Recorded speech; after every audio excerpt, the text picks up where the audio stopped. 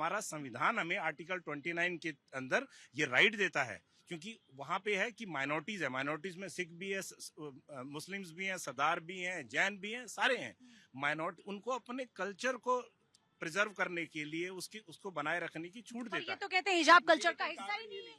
हाँ जी, हिजाब कल्चर का हिस्सा है या घूंघट? मैं और लोगों से जो और भी बाकी है, घूंघट क्या हिस्सा है कल्चर का? बिस्मिल्लाहिर्रहमानिर्रहीम। जय हिंद, वंदे मातरम, भारत माता की जय। पूजा जी, आपके माध्यम से मैं कहना चाहता हूँ देशवासियों से कि किसी के बहकाए में ना आए, किसी के भड़काए में ना आए, इस देश के सौहार्द को बनाए रखें।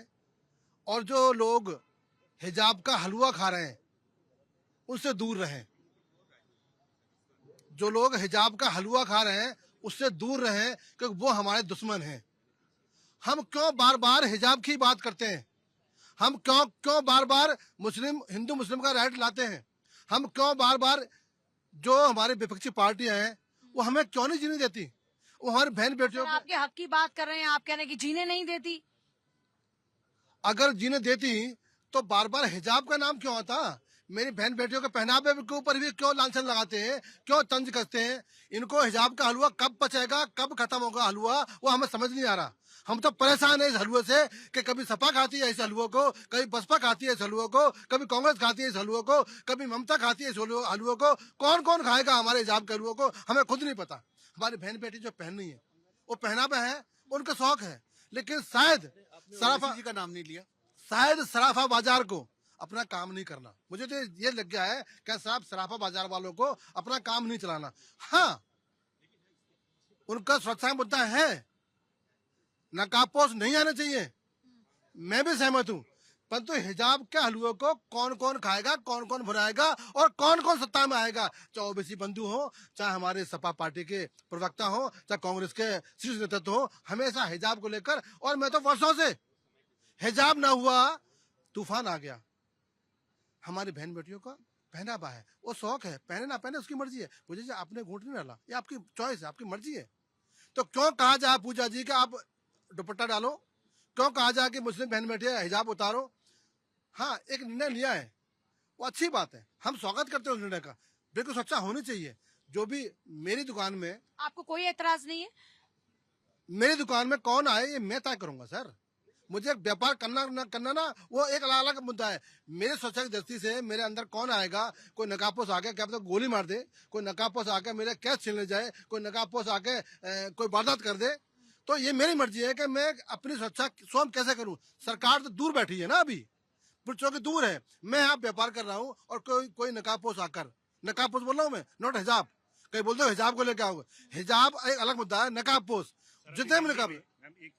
अभी दिल्ली के अंदर वो थार गाड़ी में आके, सारी मीडिया में भी अखबार में आया, एक परिवार को कपड़े उतार के मारा गया और सब लोग बिना नकाब के थे। तब उनके ऊपर क्या हुआ? तो ये जो चोरी नकाब वाला भी कर सकता है, बिना नकाब वाला भी कर सकता है। तो सुरक्षा तो उन लोग सर उसका चेहरा तो है ना सामने। तो मैडम चेहरा नहीं हो पाएगी ना, तो देख सकता है ना। नहीं, जब उसके पास नकाब नहीं होगा तो वो सीसीटीवी में कहीं ना कहीं उसको खोजना आसान होगा, लेकिन नकाब रहेगा तो खोजेंगे कैसे उसको? कौन है? आप भी हो सकते हैं, मैं भी हो सकता हूँ, नकाब पहले पता कैसे चलेगा कि आप है कि मैं हूँ?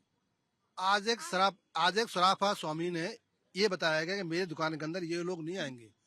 ये उसका निर्णय है, शायद उसका निर्णय है, हम उसका क्यों विरोध करें? बस नहीं चाहता वो, तो इसमें हिजाब कहाँ से आ गया? हिजाब कहाँ से आ गया? कौन लेके आया? कौन लोग हैं जो हिजाब लेके आ रहे हैं, जो हमारे बहन बेटियों के, जो मुस्लिम समाज बहन बेटियों के पहनावे को राजनीति में यूज कर रहे हैं? हमें कौन है आपकी नजर में? आप कह रहे हैं समाजवादी पार्टी है, बीएसपी है, कांग्रेस है, टीएमसी है, और सबसे बड़ा वो भी हमारा एक बड़ा भाई है ना, वो टोपी लगाता है।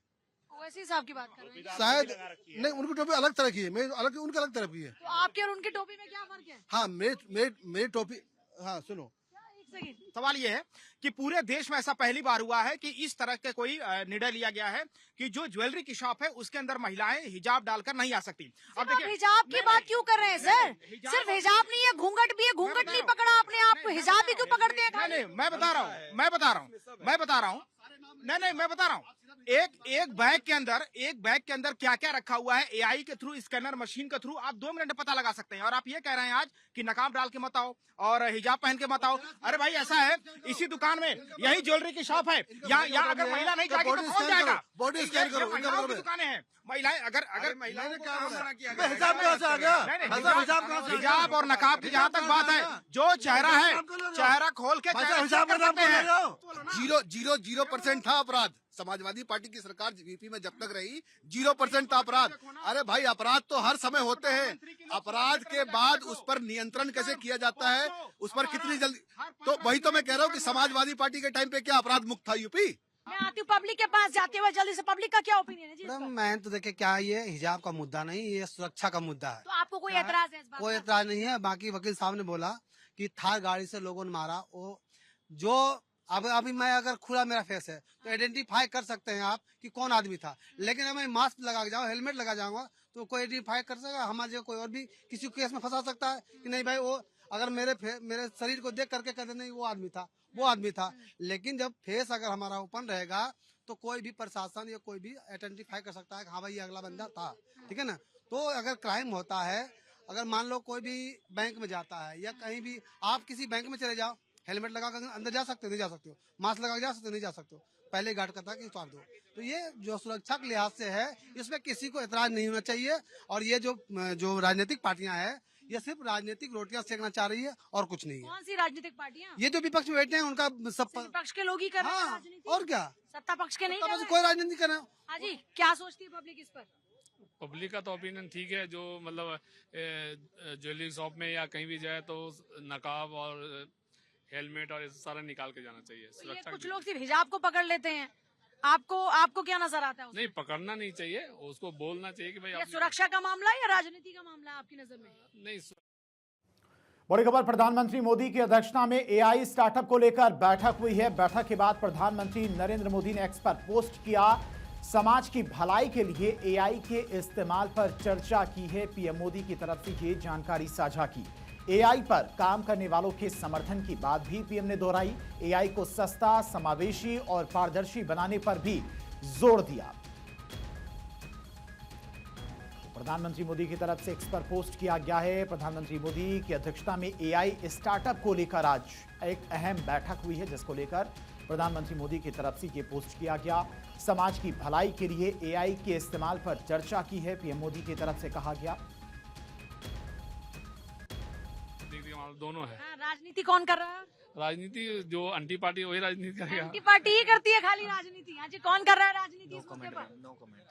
तो सुरक्षा, चलिए आपसे सुरक्षा के लिहाज से पूछते हैं, चेहरे पर नकाब होना चाहिए जब अंदर जाए, चाहे वो हेलमेट के जरिए हो, चाहे वो मफलर के जरिए हो, ज्वेलरी शॉप में या किसी भी शॉप में अगर आप जाए? हाँ जी, आगे बात कीजिए, कहाँ पीछे हैं? नहीं पता मुझे, किसी और टॉपिक पे बात। आज हम टॉपिक पे बात कर रहे हैं कि एक फैसला लिया गया ज्वेलरी एसोसिएशन की ओर से कि जब दुकान में घुसेंगे तो चेहरे पर कुछ नहीं होगा।